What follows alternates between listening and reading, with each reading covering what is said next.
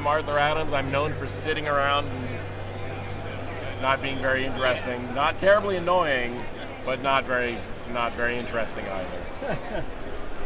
So, as you mentioned, you've had a really kind of easy career, relatively speaking, as far as struggles. Certainly compared to many people that I've heard, yes. Yeah.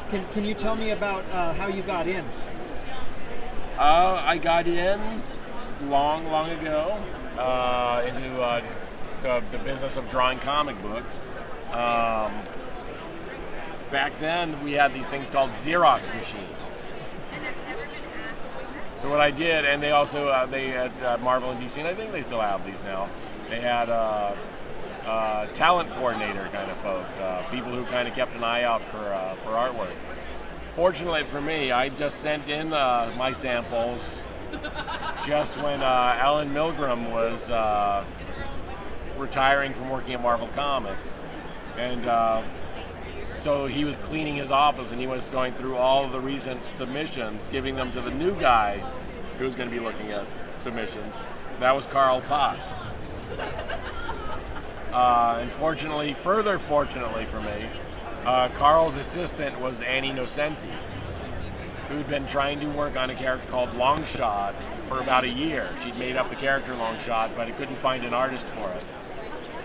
And so they saw my samples and got me to try out a couple more samples, and they liked what I was doing and asked if I wanted to draw Longshot. They did not know if they'd asked me to draw Howard the Duck or the Transformers or G.I. Joe or anything, I was going to say yes. I just wanted to be a professional comic book artist. So that was it. I sent in copies, and fortunately someone said yes. I don't know. I'm fairly oblivious to the way the world works. So did that book kind of establish your career and everyone was excited to work with you at that point, or? Well, I did that book, and then further fortunately for me, Annie Nocenti became the editor on the X-Men. And Chris Claremont had a reputation, well-deserved, for poaching other people's artists. And so he saw my work and said, hey, let's get him doing some X-Men stuff. So because I was supposed to have done more long-shot stuff when I started doing X-Men, and those did really, really well. So that just opened more possibilities. I remember hearing a story that you would turn in your pencils and then the stories would have so much text, a lot of your art would get lettered over, and that was an issue. And I thought I heard that you finally told them, I'm not going to do the pencils until the text is finalized or until I see. That is an interesting rumor. In fact, no, that never happened. Never ever happened. No, I always liked. I always like when there's artwork behind the balloons, because I want the page to look like it's a real thing. I don't want it to look like the action is designed to go around the balloons. I want the balloon and the artwork to go together. I want them to be living together. Even if that means they're living together tightly, I want them to be together. I don't want them to be... And this is just for my taste, for my work. I'm not saying anyone else should do this. But I wanted the art and the balloons to be well integrated. So, did you have complete scripts then, and you knew? No, no one did complete scripts then, and I actually prefer working from plot more than a full script. Could you tell me a little about when you started considering doing work for hire? I'm sorry, when you started doing creator-owned work, making that decision, and how it went for you. I had not thought about it because when I was a kid, all I wanted to draw was either Marvel or DC Comics. And so when Eric Larson at Image was nice enough to invite me to do something, I had not really thought about it. So I found out I could make up stuff pretty quickly, so that was good. And I came up with characters, Monkey Man and O'Brien. But I found I was also not super comfortable yet working with the Image guys. Not that I had anything against them, I just didn't really know them. and I was friends with Walter Simonson and Mike Mignola and various others of that group. So it just seemed like a better fit to work through Dark Horse Comics.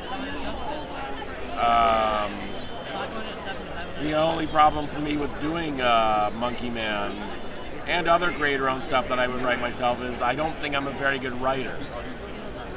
And unfortunately, I've avoided practicing my own writing, so I don't know if I've improved very much. But I still want to do more creator-owned stuff that I will write myself. Oh, really? Because even as others have told me, that even if it doesn't read well to me, it'll still have my voice, which is not the same as everyone else's voice. As much as I try to make it like everyone else's, it just won't be. So what's holding you back from jumping in and trying to do some more of that? It's a funny time in comics nowadays. It's possible to make a very good living in comics doing different things. I can keep doing covers for Marvel or DC and selling the artwork, and I get paid well for that. Can do more shows, make good money doing shows. Could do the interiors and make good money doing that, although that's a lot of work. I wouldn't be able to go outside very much. My wife might not see me very often. But there's just so many different avenues now for doing this kind of stuff.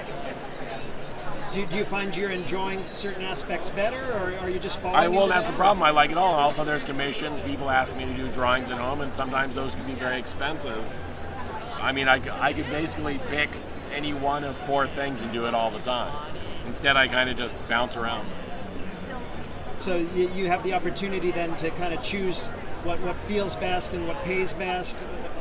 What are the choices? Whatever way the wind blows. It doesn't always make much sense.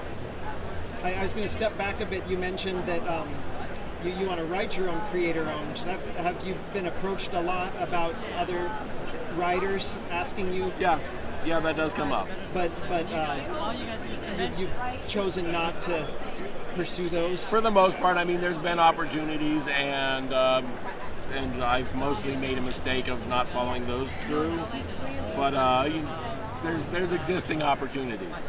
Why do you say made the mistake of? Well, because I'm not doing it right through this moment. Instead I'm doing this. Gotcha. What about commissions versus doing a cover, and how it prices out better or worse for you for making your living? Sure.